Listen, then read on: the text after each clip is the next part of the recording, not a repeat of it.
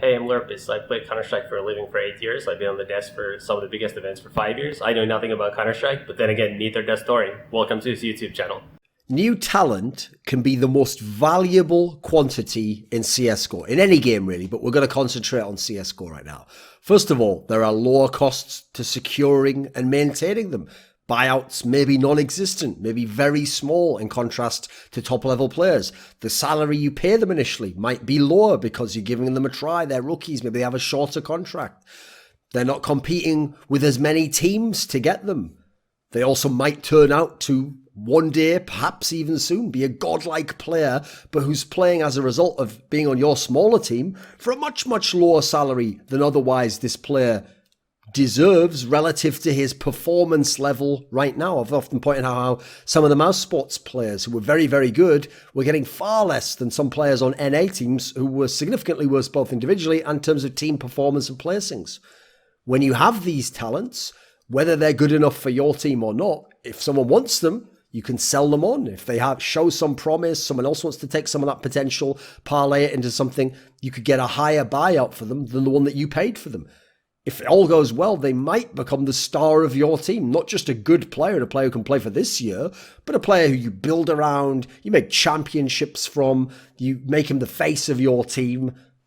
The actual cost initially could be nothing compared to what you get out of it. The problem is, new talent can also be a complete waste of time. They're not ready yet. They maybe never will be ready. They have good skills online, but never translates to offline. They have nerve issues. They're not bad teammates. They're good at the lower level where you can play very individualistically, but they can't fit in a system. There are many ways it can fail to work out. So the real problem is, how do you identify from all the inexperienced, newer, lower level players out there, which ones are legitimate talent and which ones should you actually get? Problem is, in CSGO, you pretty much have to gamble on them. But first of all, you can't just recycle old talent. Because if you do that, that doesn't generally tend to work very well in CSGO. Like, when you recycle old talent that's been thrown out of other teams, top teams, you might get something out of them. They might have something left. They may even have a mini resurgence left in them, as like Cajun B and Optic might be able to show you. But the problem is, usually the reason they were thrown out of those teams is their level's gone, their motivation's gone, they don't fit into the current style of play. It's unlikely that player is going to go, in most instances, to the same level he used to be at or anywhere higher. So as a result, if you're a lower team, okay, you can use him for now, but it ain't helping your team climb the ladder. Whereas you get some new talent in who actually is legit and has potential, they can grow, they can improve, and that can take your team up. But we're talking potentially about a similar kind of money here. Sometimes the washed up player isn't that expensive to get because he's washed up. Sometimes the newer player, people know he's got some potential, so he's tough. So it can be like that. But which do you go with? One's proven, one can give you some consistency, a decent level. The other one is a lottery ticket, could take you to the moon, could take you nowhere, could leave you absolutely nowhere. Now, this is actually significant because that is something that wasn't the case in 1.6. If you had an old player who was a really good player, it was a lot more consistent, the level of player. Like a really good player, you get 5 years of him being good. Like, yes, he might peak for 2 or 3 years and be on the way down, but he'll still be solid. You can bring him into your squad. He'll still hit shots. He knows how to play on LAN. He's got a lot of advantages over newer players. There's a lot that you can get out of him. But even so, that's not like traditional sports. In traditional sports, a player's length of his career is not just much longer, 10, 15, 20 years, but probably 10 for the average. But in those 10 years, if he gets very good in the first 1 or 2 years, and he's a star player or even a mid-tier player, usually they tend to keep that level for the body of their 10 years. So say it's 10 years, they might get good in year 3 and be good till year 8 or 9 at a similar level, very consistent year to year to year. And then as they go off, if you're lucky and they're a great player, they might even go out gracefully. They might go from like 20 points per game to 18 points per game to 15 points per game to 13 points per game with similar shooting numbers, etc. And you just like give other people shots in the game and they gracefully kind of pass on the torch, pass the baton, as it were. This is the way it is in sports like the NBA, the NFL, the NHL, barring injury.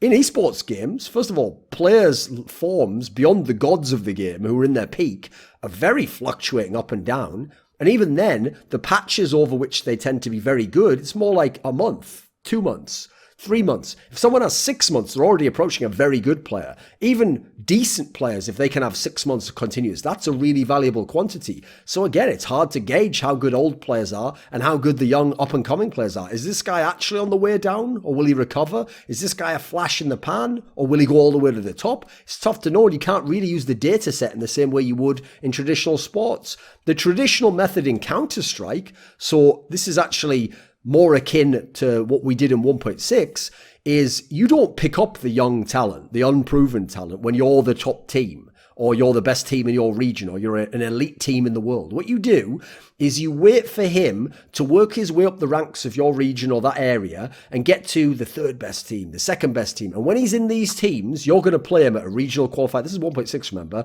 Or you're going to play him at a smaller LAN. And when you have those scenarios, even though he's on a worse team, and so he's expected to lose against you, if he either plays exceptionally individually, so it's mainly talking about star players, hence the legit talent, or if his team can actually upset your team because he's played well and they've played well as a team, first of all, you're going to want him then because he's proven himself against you, so you believe in it. Secondly, you've seen his talent. It's obvious, so now it's worth picking him up. It's not a question mark anymore. And in 1.6, it's more consistent. And finally, if he's upset you and he's actually beaten you with a team below, well, you know that could happen again in the future. So if you take him out of that team and the rest are all remaining, well, you probably beat them, right? Without their star player, you aggregate all the stars in your team and they're left with not a lot of firepower. This is one of the reasons why there was like a natural hierarchy. And in 1.6, I've got to go ahead and say, unless you're in a scene without much money or that was massively overrun with politics, and there weren't many, then generally the majority of the players who were good, the cream, did really rise to the top. It just generally is the way it went. And everyone who cried like, it was just people being mean to me, I never got the proper break or chance. Most of those players are delusional about how good they were, or had outrageously bad personalities and somehow thought that shouldn't be a factor. This doesn't seem to work, this approach of waiting for them to come up and hard carry and beat you with lower teams before you recruit them in CSGO, unfortunately. If you actually can do that, if you can be on a much lower level team, or at least more than negligibly lower level team, and you can hard carry that team and or beat the teams above you, in CSGO that usually tells us you are a potentially godlike player. We're talking about Nico, Simple, Oscar, Electronic. These are modern days examples. If you want to go back, yes, we're talking about the likes of Shocks in early CSGO. Obviously, he was already proven from CS Source, but he was on a lower level team at the beginning of CSGO. Kenny S when he was out of very games for those years. These kinds of players are so good, they can do it when they're not on that team. Olaf Meister, and even then he wasn't doing it to the level he did in Fnatic when he was in LGB, but he's a very good player all the same. You look at some of the other examples, see people who, okay, I've said they're the gods and they were doing it. So you look at other people who are hard carrying on lower level teams and beating better teams. So let's think of like Kuster or World Edit on Flipside, or Moore when he was on, funnily enough, even on Gambit, because Gambit at one point in time was a lower level team than the Navis of the world. They're looking great against Tier 2. They're looking great against C and D class teams. People who are as good as them or slightly worse, they're dominating, they're looking really good, they're looking really strong. You put them at the top level, they never get any better than that. Sometimes they get worse, and they don't go on to become the very best players in the game. Some of them, in fact, struggle, or they look average at the top level where they looked really strong at that low level. So if you'd have banked everything on them, if Navi had gone, right, we've got to have World Edit, seemingly, we either don't know, maybe it's a gamble and he would have been better, but it doesn't appear that he would have been better. It seems like actually he would have paid all that money and gone, he actually is at the level that he was at down there. He's just a very good C or D class player playing against, like the 13th best team. He's going to be wicked, but against the second best team, it's not going to really work out for us. We need a different player. Now, there are outliers, obviously. This is why it's not just a gamble that you might get a good player, might get a bad one. Every now and then you're going to get one where there's nothing to tell you that this guy is good. And you get him and he's fabulous. So I would say a great outlier is Stewie2K. Because him playing in ESEA Premier didn't show any signs that he was the dominant player there and he was going to be godlike in the league. Him playing in Rank S games, playing in POGs, okay, some of it looked flashy, some of it looked fun, like he had confidence. You couldn't tell there that he could become the best NA player at any point in time, or that he could become the star carrier of the team in that Cloud9 team the next year, and also be the in-game leader, and be the entry, but be the big fragger. You couldn't tell any of these things. He looked like he had some potential, and yeah, there was some balls and some flair to his game, But who could tell? I mean, it did not look... In fact, this is one of the reasons I picked against him. I thought his game looked primed at that point in time, knowing what I know about young players, and especially NA players who are young players, that he'd get on LAN and he'd play a lot more conservative or passive, or he'd get his head banged off by Simple and Shocks and all these godlike players on LAN, and he'd realise, I can't do that style, actually, and he'd revert, and he'd have to retool his whole game and become just an average or a good player, and therefore it wouldn't have been worth the risk. That certainly could have happened. It turned out he was the one in a million, and actually he was fabulous, even though there wasn't really any reason to know he could be. Sure, obviously some of the people in that team played with him beforehand and had a sense that he was good. I think a good example as well is, we all know when KNG got to Immortals, he's basically the reason they turned that shit around from being like a solid team with some good talent, but not really having a set playing style and being unable to really climb the charts of the rankings, to being the team that went to the final of the major and actually started to get some decent placings and was starting to play well against some of the best teams in the world. He was the reason why, but where was KNG before Immortals? He wasn't on Immortals, second best team, obviously. He wasn't obviously on SK, the best team at the time from Brazil. He wasn't on Luminosity at the time, the third best team from Brazil. He was on a team even beyond that, one that at the time no one would really have known, no one would have heard of. Yet he comes along, you put him on a top team, he wasn't even a god on those teams. All of a sudden he's an impact player, he's a strong AWPer, he still has all the confidence that you'd think from a lower level, he hasn't lost any of it. Now luckily in their case, they also had some inside information. They knew him from the scene already. Fallen had already played with him in the past, back in the Play Out team, back in like 2013 or whatever it was. Then you think of Hobbit when he was on K23 in Tengri rather. Okay, he was a consistent player. On those teams, which were like tier 3, tier 4, maybe even tier 5 at times, yeah, you know what? He was consistent, a good fragger. Yeah, he had good numbers.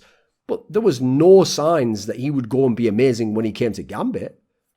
There was no clear way that he would come in and be this key piece and excel and be like a foundational piece to a major win. Of course not. But you put him with Adren, who he had his connection with. You put him with Zeus, who figures out how to use him. Yeah, you know what? Now he emerges as one of the revelations of 2017, prior to when he went to become the in-game leader. You think about Mixwell when he was on the Spanish G-Bots team. Okay, he looked good in as much as their team no one expected anything from. But he didn't look like some big talent. He didn't look like some player that you got to get to an NA team, a big team, pay a lot of salary to. No, and no one knew how he'd be when he moved out of this environment. Then he got to Optic. It got better and better and better over like a 6-month span. Eventually, they won fucking E-League Season 2, a massive tournament. This is outrageous stuff. You could never have predicted that. Go take other players from G-Bot or the top Spanish teams and see how they fare in international teams. I'm going to go ahead and tell you they won't become stars and they won't win majors, they won't win big titles, won't win any of this stuff that Mixwell did or could have done. Because by the way, that Optic team was one of the best teams going into that E-League Atlanta major. Sonny, when he was on the Finnish teams, I watched this guy. Yeah, he had some flair. He was clearly one of the better Finnish players, maybe the best Finnish player. First of all, it wasn't even clear cut. He was definitely the best Finnish player, and he was nothing like a god. But you put him even onto Penta, like a level above, and already he starts to show signs that he's a fabulous player in a way that you couldn't have known before. The key thing here is, with better teammates, or with just teammates with experience, who know how to play around people, how to use people, already that can improve people's level. With real in-game leaders, you can figure out how to use a guy, how to bring a guy along. With veteran players in a team, they can teach you, help you sync up better with a squad, figure out what they're doing wrong that can help you work better, what you're doing wrong that doesn't work with the rest of the team. When they've got more skill around them, it also gives them a vehicle to win, so they get confidence. And now they start thinking, hey, I can play this stuff. Hey, I can do this. If this guy who's a legend tells me I can, then maybe I can. You give them the right roles. Maybe they had the wrong role in their other team. They were a good fragger, but they were in all the entry positions. But actually, this guy's godlike when he's in clutch scenarios. Let's put him in that scenario. Let's put him on the other side of the map as an outskirts player, even though before he played with the pack. Because you know what? He actually doesn't work as well with teammates. And if he's one-on-one, he gets good aim duels and he knows kind of his timing on where to keep map pressure. There's all sorts of ways an in-game leader thinks about a player that a player doesn't think about himself. Then, if you put them with the right team, they can take the chance. Oftentimes, this should be a second or third best team in a region, in a country. So in the past, this was the Gambits, the Immortals, the Optics, the Mouse Spots. These are the teams where they're not the best, and therefore, as a result, they don't have to say, right, well, we just need the very best players now who are proven now because we can win now and they can win now. And that's this equation. And we go ahead and we win championships now, like an Astralis, a FaZe Clan, a Na'Vi. No, instead, you want these teams where they want to be at that level. So they need to gamble on someone who can take them higher than they currently are. So that's why at times it's these other teams that should. I think teams like Fnatic, like NiP, actually messed up their chances to win more championships and spend more time as elite teams by holding on to old talents for too long. They always held on to their old talents for a minimum of a year, sometimes a bit more than a year in Nip's case, when they should have made the move to gamble on one of the young talents who'd proven themselves through these second and third teams, but obviously you can't do it in the 1.6 star, but seemed like they had something about them. Now, sure, these big gambles can be rough if you go for them. That's the thing. So you look at North with Mertz, yeah, it didn't really work out that well. Nip with Draken, okay, you got a championship, but yeah, you didn't get a whole lot more than that. You had a lot of problems and a lot of heartache as well. You look at Fnatic with Disco Doppler, he was thought to be the best player in that Epsilon team that had Rez and Draken in it as well. Fnatic looked like bombs when they had him on, quite frankly. Team Liquid with Akusta, that was an absolute failure. Now, you know what? There are times it really works out. Mouse Sports with Rops is a great example. They got to championships. They got many top fours. They even had a major run to the Legends spot. Cloud9 with Stewie's an obvious one. But the number of times the big gamble works, I would say, is way less than the number of times it doesn't work or doesn't work as well as you hoped or you had planned for with how you'd set up your team. So you can't use the old system where you kind of prove your way and climb one rung at a time up the ladder. You have to either gamble, which just has to be done sometimes, or know that you're not going to be able to get a higher level using an old talent who's still around. This video was kindly supported by Gardner Wilson, Dean Tanglis, Alex Adams, Eddie Wingfors, Andreas Snazore Westerlund, godawfulwasteofspace, Kyla Harris, Travis Greb, James Harding, Daniel Yordanov, VeXii, Robert Baxter, and a special thanks goes out to Jerky's Minion. Do you want to suggest a topic or a guest to appear in my content? Do you want to ask me a question in my monthly AMA? Do you want teasers for upcoming content and guests? Want to take part in a discussion about esports with me? Put your money where your mouth is and join the Scrilluminati today. Link in the description box.